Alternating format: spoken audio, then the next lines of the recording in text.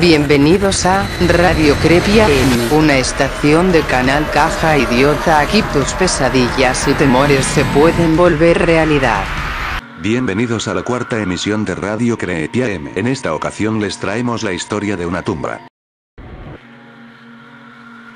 Corría el siglo XIX más o menos. Juanita era una jovencita de 14 años que vivía en un pueblo de esos apartados en algún punto perdido de quién sabe dónde. A ella eso no le importaba, solo conocía su pueblo y algunos más allá y eso era su mundo, lo demás le resultaba ajeno, lo único que le preocupaba era las fiestas de su pueblo y los pueblos vecinos, así como casarse y ser una buena esposa. A esa edad en esos tiempos ya era necesario estar casada y tener un montón de críos latosos.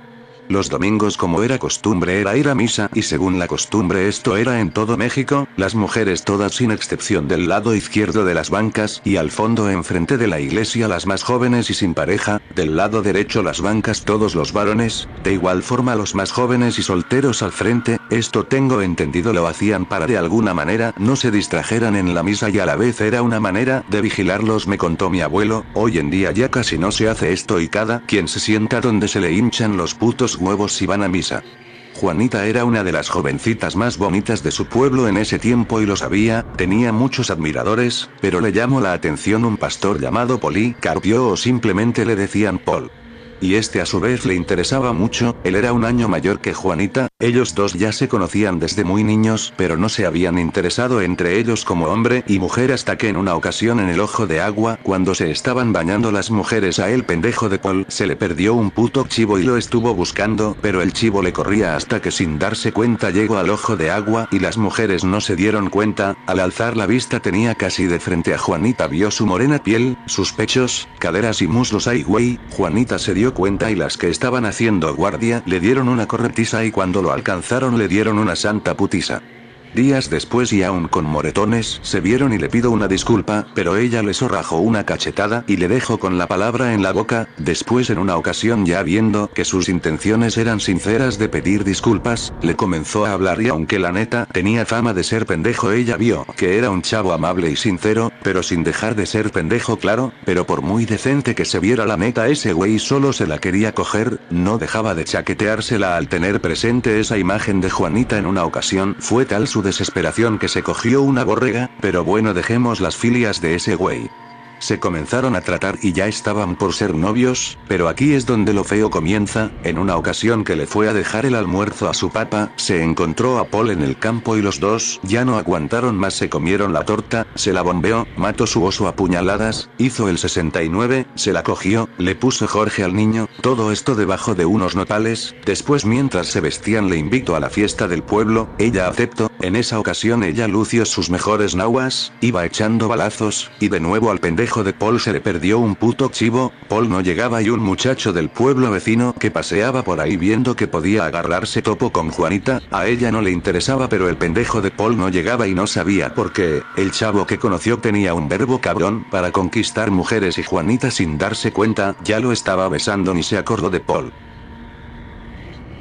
Paul había llegado a la fiesta pero no vio a Juanita, pensó que se había ido a su casa y que lo más seguro estaría emputada. Algunos de sus conocidos al verle se reían y murmuraban hasta que uno de ellos le dijo que se asomara a la alambrada, que era una hacienda que estaba abandonada donde por lo general ahí se iban a parchar. Él salió hecho la chingada con un cuchillo, los encontró a los dos, Juanita estaba sobre él gritando como loca, a ella se le congeló la sangre. Ella estaba en su casa y mucha gente lloraba, estaba sobre la mesa de su casa, ella había muerto de una caída, se había golpeado la cabeza, el que se la había cogido murió de muchas puñaladas. El pobre de Paul se cuenta de algunos testigos que estaban cerca del lugar, lo vieron corriendo a campo abierto y al siguiente día lo encontraron colgado en un mezquite, se había suicidado.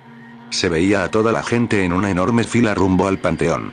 La enterraron, ya todos se habían ido, solo su gente se quedó, aún lloraban por ella, poco a poco se fueron uno por uno hasta que sola quedó con el viento solitario que rondaba y hasta aquí llegó Juanita. Qué historia tan más pendeja, ¿verdad? Pero bueno, en el presente, el panteón donde fue enterrada estaba hasta el huevo y las tumbas que ya llevaban tiempo sin ser pagado el impuesto de perpetuidad eran desalojados. Es aquí donde yo entro en acción. Soy estudiante de criminalística, ya había escuchado la historia de Juanita y sus dos amantes, quienes también habían sido enterrados en ese panteón. Estábamos haciendo los estudios correspondientes para sacar nuestra tesis, develando las causas de la muerte de estos tres personajes. El primero fue Policarpio. Al ser desenterrado descubrimos, según los estudios, que no era tan joven como se decía, ya tenía 23 años y no 15 o 16 como decía la historia. Además, buscando entre los registros de ese municipio que antes era un pueblo el susodicho Policarpio ya estaba casado y tuvo familia, y el hecho de que se haya suicidado fue mentira. Encontramos pruebas de que le habían roto las piernas y había muerto por un traumatismo craneoencefálico horas antes de haber sido colgado. De hecho, fue como de un día antes de la fiesta, lo que nos lleva a pensar que fue usado como chivo expiatorio para un crimen.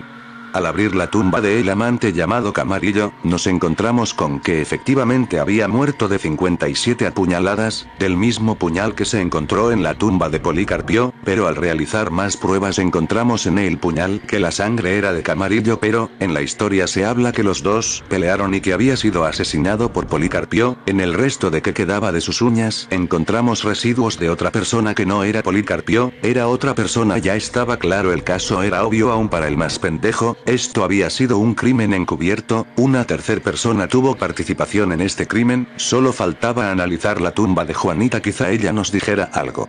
Eran las 9 de la noche cuando procedimos a abrir el féretro de la leyenda local en la Semefo, donde nos dejaron en conjunto con las autoridades hacer estudios a Juanita. Al abrirlo nos topamos con un macabro hallazgo. A diferencia de otros cuerpos encontrados en la clásica posición de brazos cruzados, ella estaba empujando la tapa de la tumba, incluso la tapa presentó arañazos. La enterraron viva. Lo de la supuesta muerte por una caída fue mentira. Haciendo más estudios encontramos que había sido sedada. Todo apunta, según la historia de la región, que este crimen cubrió un fraude en el que estaba involucrado Camarillo con las tierras de la región en la época. Sus enemigos, que prácticamente era toda la gente del pueblo, lo odiaba por ser un hacendado. El crimen lo cubrieron con esta farsa y usaron a estos dos pobres desdichados, ya que él tenía poderosos amigos en las esferas del poder justo antes de la época de la revolución, y estos hubieran tomado represalias contra los pueblos y sus habitantes. Todo fue una farsa. Ahora veamos cómo le fue a Juanita. Mientras se la cogía el güey de Camarillo, le dieron un golpe en la nuca a Juanita, ella se desmayó, y los asesinos lo mataron. A esa hora unos desconocidos estaban colgando el cuerpo de Policarpio. La familia de Camarillo había llegado al día siguiente, mientras se hacía el velorio de Juanita. Al ver el pesar de la familia de la difunta y del difunto se lo creyeron y ya no hubo represalias. La familia de Policarpio simplemente lo vendieron. Él jamás fue querido por ellos. Se oye mal o feo, pero no lo querían por pendejo. La familia de Juanita la odiaban por ser una puta, y no les dolió lo que le hicieron. La familia de Camarillo, al conocer la susodicha fama de su familiar, se creyeron que la había conocido así nada más, y que todo el pueblo había sido testigo de cómo la había conquistado y las causas de la muerte, de la falsa pelea, cosa que en cierto modo les levantó el ego saber que murió como un cabrón a sus familiares. Pero la realidad era que le habían dicho a Juanita que había un complot contra ese güey, que necesitaban que ella se dejara conquistar y se dejara coger. Ella aceptó. Por cierto, ella y Policarpio jamás se habían conocido, el amor entre ella y él lo habían inventado. La sedaron y su cuerpo estaba en el féretro. De hecho, en medio velorio ella estaba comenzando a despertar, estaba casi amaneciendo cuando ella despertó por completo. Estaba golpeando la caja del féretro. La gente le oyó pero no hicieron caso, de hecho aceleraron el paso y la enterraron. Ella gritaba mientras le estaban echando la tierra.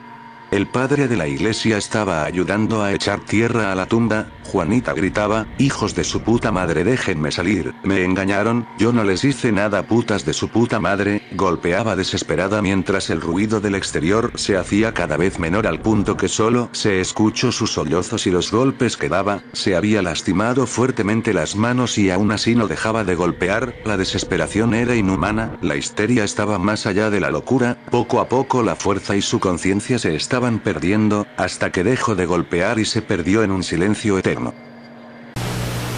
El tiempo de esta transmisión se ha terminado. Gracias por su preferencia y habernos sintonizado una vez más en Radio Creepy AM. En nuestra siguiente emisión les traeremos la historia del fin del mundo a una mano, y recuerde que esperamos que sus miedos y temores se vuelvan realidad. Hasta la próxima.